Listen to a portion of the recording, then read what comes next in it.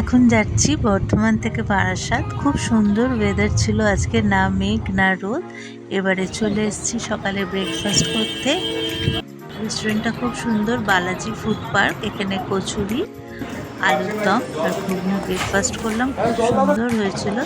তার সাথে চাটাও অসাধারণ হয়েছিল, খুব সুন্দর চা হয়েছিল, এলাচ দিয়ে আর আদা দিয়ে, খুব সুন্দর চা।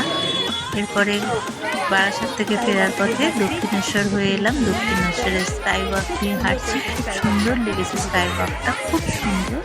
তারপরে বাড়িতে বর্ধমান ফেরার পথে হিন্দুস্তানে লাঞ্চ করলাম। লাঞ্চে একটা স্যুপ দিয়েছিল, স্যুপটাও ভালো কিন্তু প্রচণ্ড ঝাল, খুব সুন্দর স্যুপ। কিন্তু এরা জলের জন্য দুটো জলের বোতল দিয়েছিল, 20-40 টাকা নিয়েছিল। তো জলের জন্য ওরা যদি দাম নিতে পারে, সেই জন্য আমি ওখান থেকে মৌরি আর আইস কিউব ঝেপে নিয়েছি। কেন নেব না, ওরা যদি নিতে পারে